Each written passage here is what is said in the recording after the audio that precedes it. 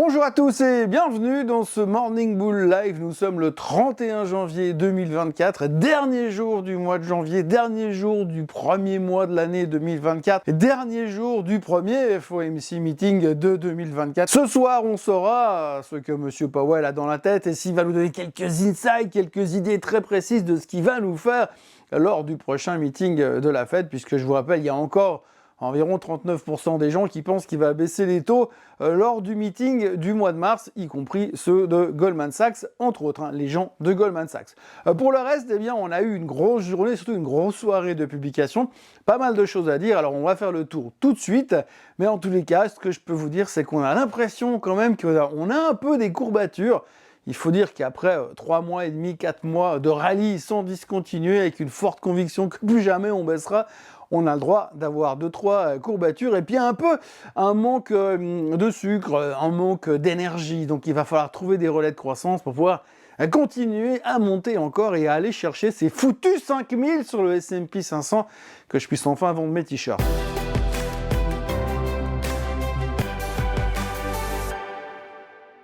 Alors on va commencer tout de suite avec les chiffres économiques. Hier, il y a eu pas mal de chiffres économiques qui sont sortis, donc il faut noter grosso modo que quand on regarde les PIB allemands et les PIB français, ce qu'on peut retenir, c'est que on peut interpréter ça comme on veut, on peut dire qu'il y a une légère croissance, puis qu'on est en train de faire un soft landing, ils sont en train de frôler le sol, mais grosso modo, les Allemands sont plus ou moins en récession, les Français, c'est une question de vocabulaire ou une question de calcul, mais grosso modo, c'est pas mieux.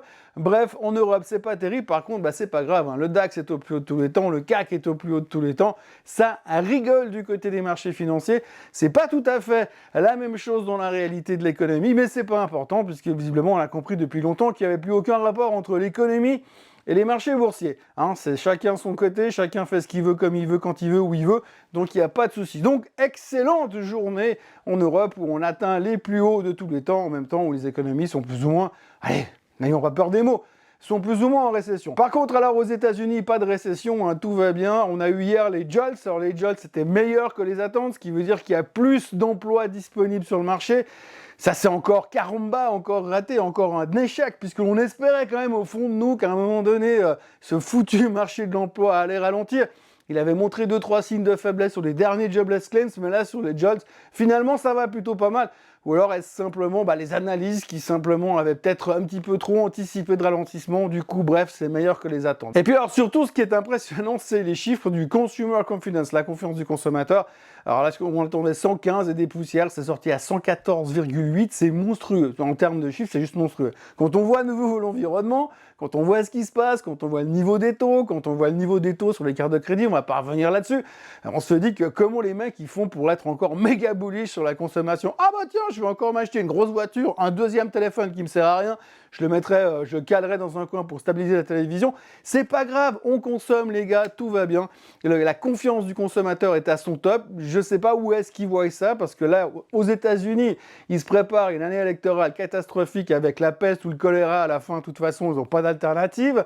On se prépare aussi les États-Unis qui sont à deux doigts de se foutre en guerre avec l'Iran, donc je suis pas sûr que ça aide non plus in fine. Tout ça pour dire qu'il y a quand même pas mal de choses qui vont pas super, mais non, c'est pas grave. C'est pas grave, de toute façon, ça cartonne. On a confiance parce que God bless America. Enfin, toujours est-il que les chiffres étaient impressionnants. Le marché n'avait pas grand-chose à carrer parce que grosso modo, ce qu'il faut retenir de la journée d'hier aux États-Unis, c'est que finalement, on a terminé un petit peu en tirant la langue. On sentait un peu un essoufflement. Je parlais tout à l'heure de 4 mois de rallye, et bien effectivement, on est arrivé en haut de la montagne, et puis là, on commence à se demander comment on va faire pour empiler des pierres au sommet de la montagne pour aller encore un petit peu plus haut parce qu'on manque d'arguments et c'est ce qu'on ressentait un petit peu sur le marché. Il y a eu 2-3 chiffres à l'intérieur qui faisaient un petit peu peur et c'est surtout après la clôture qu'on a vu d'autres chiffres, pas forcément qui font peur, mais on voit que le marché, les investisseurs ont tendance à réagir un tout petit peu différemment. Il y a un chiffre dont j'aimerais parler hier, durant la séance, il y a eu les publications des chiffres trimestriels d'UPS. Alors vous me direz, UPS, on s'en fout, c'est pas très important. Bon, il faut quand même savoir que dans le temps, quand j'étais jeune, eh bien, il y avait des gens qui disaient que quand il y avait les chiffres d'UPS ou de FedEx qui sortaient, il fallait faire très attention parce que en fonction des chiffres, ça pouvait donner de grosses indications sur l'économie. En effet, Et si personne n'utilise les services d'expédition de courrier, ça veut dire qu'il y a moins de business qui se fait et donc l'économie est en ralentissement. Donc si ces boîtes-là vont mal, c'est un petit peu le canari que les mineurs emmenaient avec eux au fond de la mine, puis quand ils mouraient, c'est qu'il n'y avait plus assez d'oxygène pour lui. Donc ça veut dire qu'il n'y aurait plus assez d'oxygène pour les mineurs après. Bon, bref, du coup, on disait qu'à l'époque, UPS, c'était un peu le canari au fond de la mine. Eh bien, aujourd'hui, visiblement, on s'en fout pas mal. Néanmoins, à noter quand même qu'hier, UPS a sorti des chiffres qui étaient plutôt en ligne avec les attentes en termes de bénéfices. Par contre, le reste, les ventes étaient plus faibles. Et puis alors, surtout, les prévisions, c'était ouh là là là là, il va falloir serrer les fesses, ça va être très très difficile. Et comme ils ont fait ce ouh là là là là, il faut serrer les fesses, ça va être très très difficile, en même temps ils ont dit on va couper les coûts en avance. Bam, ils ont viré 12 000 personnes et le plan de licenciement leur coûtera 1 milliard. 12 000 personnes à la rue, UPS se faisait déglinguer hier, 8%. Par contre, j'ai vu nulle part des gens qui disaient c'est pas un très très bon signe pour l'économie. On s'en fout. Néanmoins, ça a pesé un tout petit peu sur les marchés. Il faudra quand même retenir ces chiffres d'UPS parce que je sais bien que la récession ne passera pas par nous. Mais quand même, si jamais elle passe un jour, on se dira oui, mais tiens, UPS au fait. Ensuite, il aura fallu attendre après la clôture. Alors après la clôture, on va essayer de faire court, simple et rationnel parce qu'il y a quand même du monde. On attaque donc par Microsoft. Microsoft, comme d'habitude, résultat fantastique, meilleur dans tous les secteurs, carton plein, rien à dire, c'est la meilleure boîte de la meilleure boîte des meilleures boîtes du monde. Ils sont absolument géniaux. Je pense que s'ils se lançaient dans la pharmaceutique, dans les 15 jours, il nous sortira un vaccin contre le cancer. Des chiffres fantastiques chez Microsoft, très bons, des commentaires dithyrambiques sur l'intelligence artificielle qui va leur générer une croissance formidable, et des chiffres sur le cloud qui va merveilleusement bien. Bref, leurs deux moteurs de croissance vont super bien et le titre ne faisait rien after close. Le titre ne faisait rien after close parce qu'on commence à entendre des gens qui s'autorisent à penser dans les milieux autorisés qu'éventuellement peut-être on aurait déjà pricé beaucoup de bonnes nouvelles. Sans blague, c'est vrai que la hausse verticale de ces dernières semaines n'aurait pas été un argument. Bref, donc Microsoft est monté verticalement ces derniers temps, c'est la plus grosse capitalisation du monde et le titre après des résultats exceptionnels ne foutait rien parce que les gens se sont dit c'est dans les prix. Donc voilà, maintenant qu'est-ce qu'on fait et quels seront les relais de croissance pour faire comprendre à un investisseur que maintenant à ces niveaux-là, il faut encore charger la barque en Microsoft parce que ça va aller à 700 $. Ça paraît difficile à croire et c'est vrai que pour l'instant, depuis hier soir, on se pose des questions. C'est pas encore la catastrophe, mais on se pose des questions. Deuxième titre à publier ses résultats hier soir, Google, Alphabet, peu importe comment vous voulez l'appeler, mais moi je préfère Google. Je sais pas pourquoi ils l'ont appelé Alphabet, parce que Google, c'est vachement plus sympa. Google a sorti des chiffres, aussi des très bons chiffres partout. Ils ont battu les résultats, ils ont battu sur tous les niveaux, ils ont battu. Mais attention, au niveau de la publicité en ligne, c'était meilleur que les attentes, mais les analystes auraient aimé que ce soit quand même meilleur que les attentes. Donc c'est l'insatisfaction perpétuelle chez Google. Il y a toujours un truc qu'on arrive à dire, oui, mais c'est pas terrible. Alors hier, c'était pas terrible au niveau des chiffres de la publicité, c'était une déception du côté des analystes qui trouvaient que ça aurait pu être mieux. Bon, en même temps, pour faire un peu de pub sur certains sites internet, je peux vous garantir que c'est pas facile d'en vendre. Bref, toujours est-il que pour l'instant, la déception était grande chez Google et Google perdait plus de 5% hier soir after close parce que les chiffres de la publicité, aïe, ça va pas bien. Troisième société à sortir des résultats canons, AMD. Alors des bons chiffres en général, une croissance superbe et alors surtout des commentaires absolument dithyrambiques sur l'avenir d'AMD, puis l'avenir de l'intelligence artificielle. Alors ils ont dit que pour eux, cette année, ça allait être carton, et puis alors ils espèrent avoir une croissance aussi géniale à cause de l'intelligence artificielle qui va durer au moins 3 ans. Donc maintenant, c'est bien, on a des targets. On sait que la folie Nvidia, intelligence artificielle, Terminator, Skynet, ça va durer encore 3 ans. Donc on est tranquille, on a un peu de marge, ce qui veut dire qu'à la vitesse où on monte, on peut espérer relativement voir le S&P à 10 000 d'ici 3 ans, rien qu'à cause de l'intelligence artificielle. Non, bref, je déconne. Toujours est-il que AMD a publié des chiffres qui étaient bons, et des expectations, des attentes, des prévisions futures qui étaient excellentes aussi, et le titre se faisait démonter de 6,5% hier soir après la clôture. Pourquoi ? Parce que c'était dans les prix. Et puis alors, la dernière publication qu'il faut retenir pour hier, c'était Starbucks. Alors c'est absolument fantastique parce que là, j'avoue que j'ai regardé plusieurs fois les résultats, j'ai regardé où est-ce qu'ils ont fait mieux que les attentes et quels étaient les points positifs de Starbucks.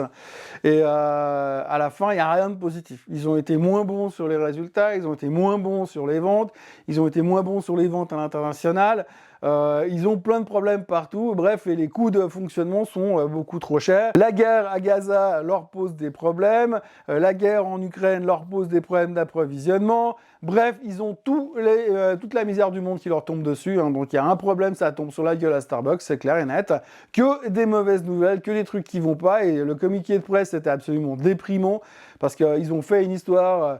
et ils ont utilisé leur compte Twitter pour publier un truc du style Free Palestine. Donc du coup, ils n'ont pas forcément marqué des points avec l'autre camp. Bref, donc du coup, ils ont perdu de la clientèle. Pas mal de problèmes si on regarde. Et on a l'impression que c'était assez déprimant. Alors, évidemment, rien à voir avec le fait que quand vous allez là-bas, vous payez le café au prix du litre de numéro 5 de Chanel.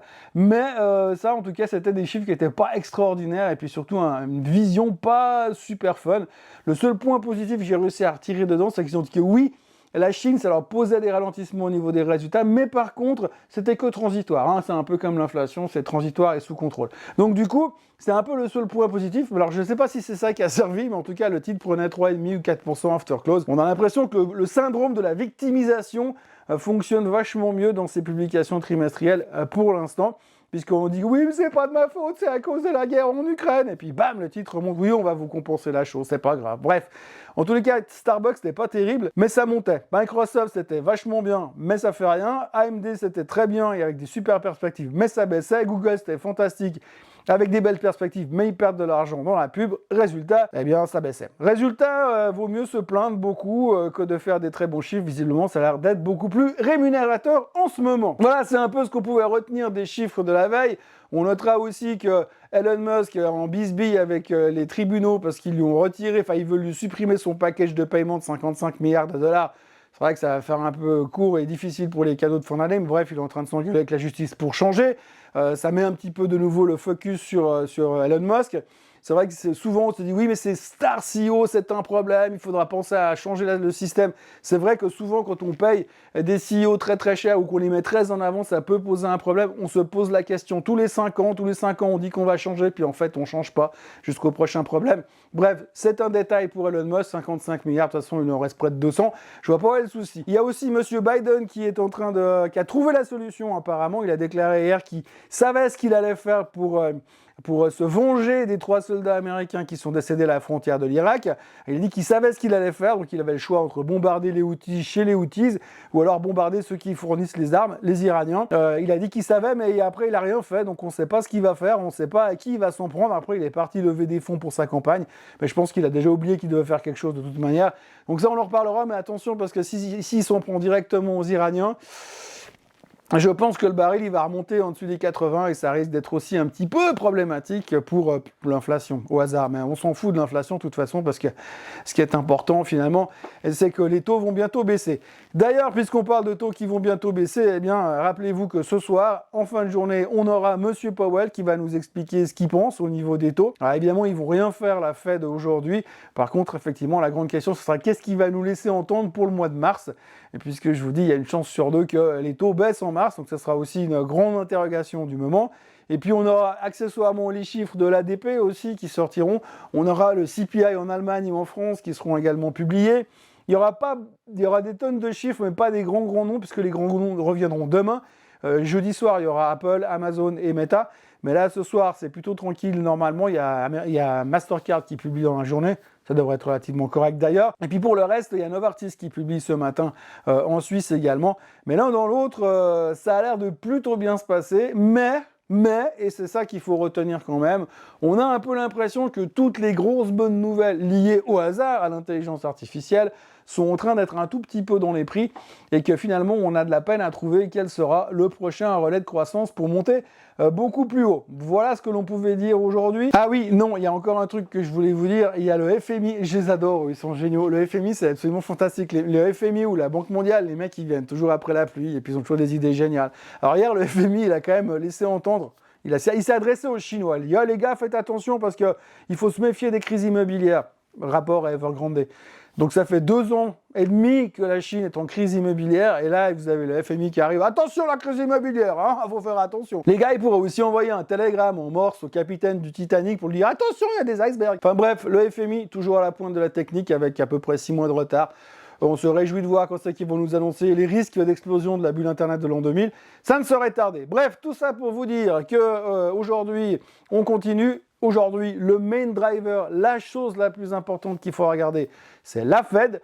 On verra ce que nous raconte Monsieur Powell. Et puis pour le reste, eh bien, on attendra demain pour en savoir un peu plus. D'ici là, on se retrouve demain justement pour en savoir un peu plus. N'oubliez pas de vous abonner à la chaîne Swissquote en français, de liker la vidéo, d'activer la cloche pour ne rien rater de ces informations primordiales dont vous bénéficierez demain matin et ce gratuitement. Passez une excellente journée. C'est toujours un plaisir de dialoguer, enfin de monologuer avec vous.